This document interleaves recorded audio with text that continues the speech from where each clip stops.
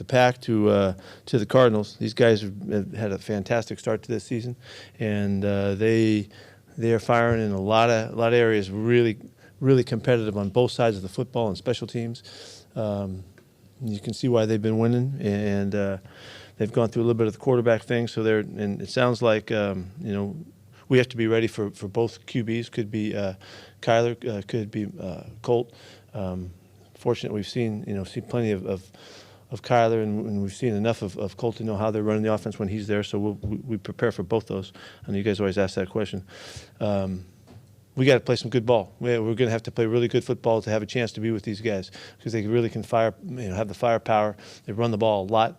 They have a nice perimeter game that they work, and then they're playing good D. So it's a good matchup, good challenge, and we need a challenge. If we're going to do something, we got to get it rolling, and we got to get rolling against good teams, and this is what we're getting. So I'm looking forward to this. You mentioned Murray. Just what have you seen out of him in his third season? It seems like he's made some strides. Well, he has definitely just continued to clean stuff up. He's completing 73% of his passes. That's hard to do that this late in the year. He's really decisive. Seems really in control of what they're doing. They do a ton of stuff each week. They give you new game plans every week, and he manages all of that. He's not running a whole lot. He runs when he gets the opportunity, but they're not forcing the issue for him to run the football. They're just doing it really, really well, and he makes it a very dangerous team to deal with. They've only given up 19 pass plays of 20-plus yards this year on defense. What have you seen from that secondary, and how Vance Joseph's deploying them? Yeah, it's a really good group. They're both safeties and led by Buddha. Baker's a really, really fine football player. Does a great job in the hole and just keeping guys in front of him, making plays. Their corners, 3 corners play well for them, and so they're strong in nickel. Murphy's doing a really nice job. Wilson's doing a good job. They just have a good group, and so they're playing really consistent football. Is there an update on Chris Carson? He won't practice today. That's the update I got. On the other couple of injuries, Tre Brown and Neal. Yeah, Dwayne seems to have come out of the weekend pretty good and well, and let me say it that way. He came out of it well, and we'll see. We'll go day to day with him, but he went through the walkthrough today, which was really encouraging. And then the other one was, Ryan's practicing today, so we're in good shape there. You mentioned on Monday wanting to run the ball more. Given the fact that there were 40 pass plays, what's the number? I don't know. I guess even if you could put a number on that, because it varies from game to game. But what is the number of run plays you would like to see? There's not a number. It just depends on the game and how it goes. There's not a specific number. But when you're running the ball really well, you're running it in the high 20s and around 30. And that's and then when you really go for it, you do like the Niners did. They ran it 42 times. That's off the charts to the positive. But yeah, we just need to run it just to mix our game and balance it out more. So in a game that's as tight as that, we didn't need to do anything but just keep controlling the football. And I wish we could have done that better in that game. He's not. I know he usually gets a day off. Is Dwayne going today? No. Did Chris have any sort of setback in the past week in terms of trying to come back? What I would say is we didn't make the positive progress that we had hoped.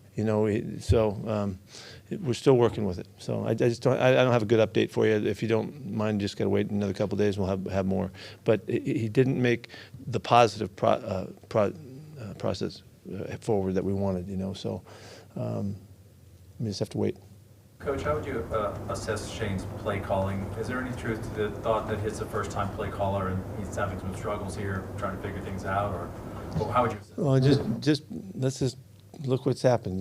We had Russ was playing, and then he left in the Rams game, and then we had to bounce back with G, and which he did a nice job, and we altered what we were doing just to make sure that we gave ourselves a chance to win. And so then we come back at the Packers and Russ's first game back. I think we need to settle everything down and get back to the ball that we liked earlier in the year, and when we thought we started to get things rolling. So, but it's been tumultuous in that regard, so I think that also not having Chris, where we were really leaning on Chris, had made a difference to us too, so those are just the situations he's had to deal with. It ain't been easy, and so I'm looking forward. We got 8 weeks to do something here and see where we wind up after that, and we need to make progress.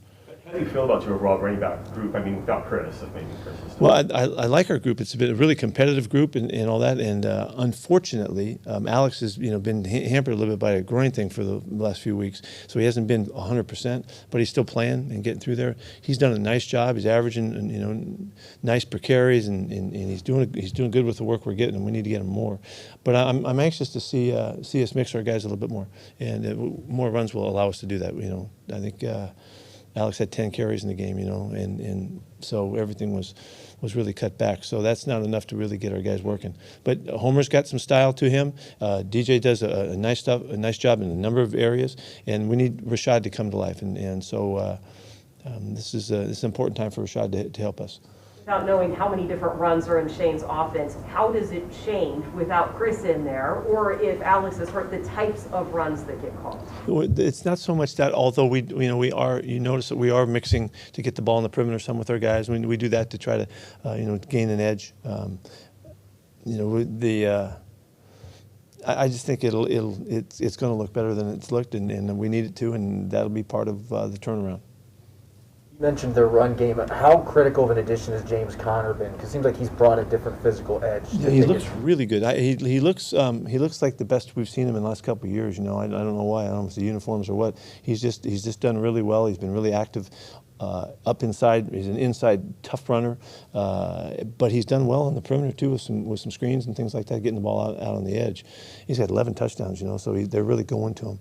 he's a real stud of a guy. And fortunately for them that they have a guy like that, and they're really excited about it. You can tell by the way they give him the football. So he's doing a really nice job. How do you balance when to just let Shane do his thing or when to jump in and give your we're working all the time. We're the whole staff. We're working all the time to put it together, and that's how we do it.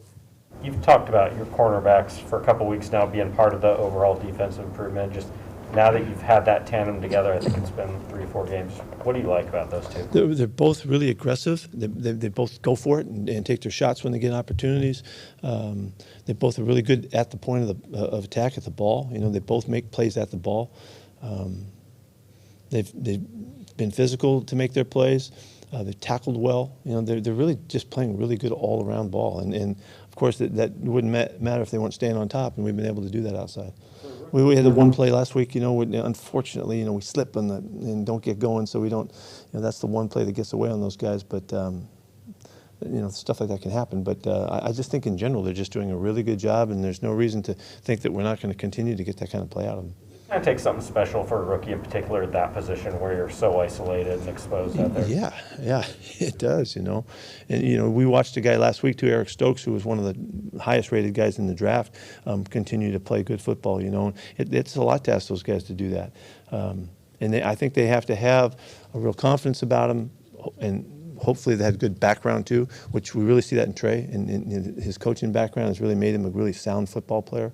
And then they make it through a few games and without really getting behind the 8 ball, and when they're going after him and they're making plays on him, and it would challenge their confidence. If they can get going, then I think they can accelerate, and I think that's what we're seeing in Tre. He's doing a really nice job. He's feeling confident. He's playing like he's played the whole time since we've seen him, and it really hasn't. His game hasn't altered at all. And so that's a real positive, because if you remember, I keep talking about him way back when. I always liked everything we were seeing from him, and he had a couple of really nice challenges in the game, a couple of big plays too.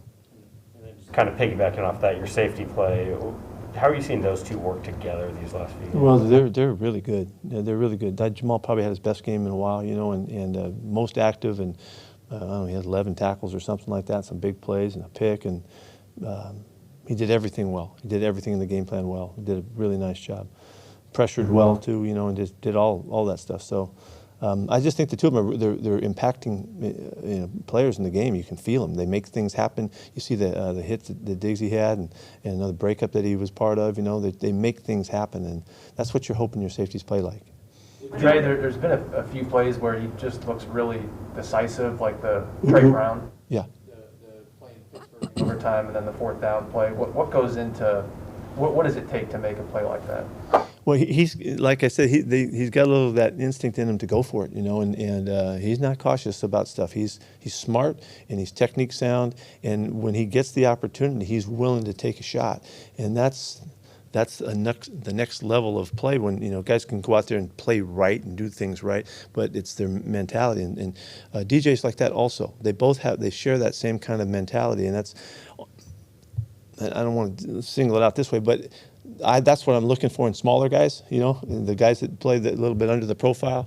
They've got to be those kinds of players, in my opinion, and those guys are both that. And so we're fortunate that they're doing it right now. Why do they have to be that way? I think to make up for maybe the size difference that they could get mismatched, they've got to be able to overcome that. And these guys can do that. They can make the play. They go for it at the right time, and they're physical to make the breakups, where other guys might not be, and I just think it's kind of just the package that they have to present. You mentioned the 49ers game Monday night. What specifically did the 49ers do with the run game that made them so successful?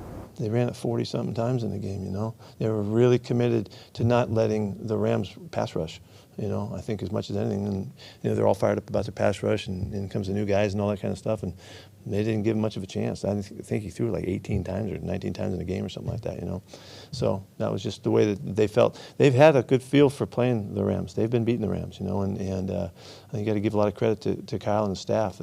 That's a really good Rams team, and they had a big-time game against them on really all phases, but the running game was what stood out. We heard some frustration from guys leaving Green Bay. What's the mood? What's the vibe of this team right now? We're back at work. We're back at it. I think we're on the same page and what needs to be done. And so we're not backing off in any way or taking any sideways steps. We're going. It's easy for outsiders to see urgency in the record, and there's only so many games left. Is there any of that inside the building? What? Oh, yeah. Yeah, what do you think? I mean, you think we're just rolling through this thing, Greg? Come on. I mean, there's a sense of urgency that's always here, I think. I mean, we're always trying to create that and making sure that's present. But you can't help but feel that we want to get this done. We don't have any time and there's no leeway in here. We got to go, and I think that's probably what defines urgency. Did Russell, with his finger, did he make it through physically fine the game? He did. He feels fine. Yeah, he threw the ball really well and walked through today. So he's after that whole week, the first really full week. He came out of it in good shape. So he's moving on. He's still taking care of himself as he's progressing because this is only week 6. So, but he felt really, really good about it. Monday, you mentioned Jordan Brooks and needing to sniff out those screenplays a little bit more. Is that a recognition thing or an experience thing? And KJ set the bar so high with that, but he'd also seen so much football, and I'm wondering if that's something you train early or it just comes more natural. Yeah, I would say that there's probably been players that might have a knack for because of their upbringing and their exposure and all that. KJ always was a little bit ahead of everybody in terms of awareness and all that. But this is just something, it's experience. Yeah, he just needs to see a couple more. He needs to feel the pain of it. We got beaten a couple times and stuff, and then we could play better. And there's a good example of the sense of urgency that Greg was talking about that he feels, and he's been made to feel that. We need him to play those plays better when he has his opportunity. He's not the only one. D linemen get a chance to feel that. The outside backers and the safeties get a chance to feel those plays too. And you'll see Bobby sometimes he's in the backfield on those plays, because he can sense the flush of the play, and so we just have to do a better job of it. With Russ, he used a term, he called himself a fixer after the game. Just have you seen him over his career when there's an issue, how he addresses it and tackles that challenge? Well, I pretty much always have said that when something pops up, he goes after it. He doesn't let things float and maybe defer to a later date. He goes right after stuff, and he wants to know what he needs to do, and he's got a real, I think he's got a good record of fixing things when he needs to and all of that. So I've always counted on him to be like that. You guys aren't a team that's blitzing very much, but at the same time, defensive line's not getting a ton of pressure right now either. At what point do you stop, relying on just 4 or 5 guys and just start blitzing a bit more? At what time we do that? At the exact right time, I hope. Why hasn't the pressure been there from the defensive line this far in the season? We played our big guys a lot inside, and we we need to complement the rush with our guys, our inside rush as well as the outside guys. And we've been playing really solid football for a long time with with Monet and Al and Puna, and they've been doing a really good job of being really consistent. We've been consistent for some time now, and that's part of the consistency. It doesn't necessarily add to the pass rush, because those are three guys that play a lot of nose tackle in their history, but they have given us what we need, in terms of the running game. So the complement of it is we need our guys on the edges to help us out, and that's why the coverage is really important to give us a second shot, so. What led to LJ being active over Kim He Dietrich? deserved it, by the way he's worked. He's had good weeks back to back to back, and he needed a chance to get out there and play. Deserved it. He did fine. Yeah, he did fine. We look forward to him playing this week too, hopefully. How much of the turnarounds that your defenses have made in the past couple of years just a product of defenses across the league kind of figuring things out at this point? I don't know. I'm a little buried to be speaking for somebody else right now, but the offenses have started fast. They've come out smoking out of the off season. If I was going to guess, I would say it's a product of the off season. It's the lack of time that you get to work and the lack of the good quality work that you can do and all that. The defense is coming on slow. I think it's always been thought about the defense is always ahead of the offense. I don't think that's the case, because the tempo of the offseason, really can. It's okay for the offensive guys. They can get a ton done when the defense needs to react to full speed stuff and physical stuff, and I don't know. It just feels like that's kind of been the case. I don't know if that's it or not. Ken has said before that, growing up as the son of a boxer and living through the ups and downs of his dad's boxing career helped prepare him for the scrutiny that comes with being a coordinator. I'm curious, from your view, when things have not gone well for your defense in recent seasons, how has he handled that scrutiny? It's just like he just told you. Yeah, he's tough as nails, and he's got a really deep belief in himself and his ability to get things done and to communicate and all that, and which he's shown. He's shown that by the product of the way that you guys have been able to hang in there and hang tough and come back and make something special out of a group that at one time would have been thought couldn't happen. And Ken, he is a fighter, and he's lived that life with his pops, and he took a lot from that, and it's part of his makeup. It's part of who he is and what he's all about, and he never really strays very far from that. So, okay. Anything else, guys?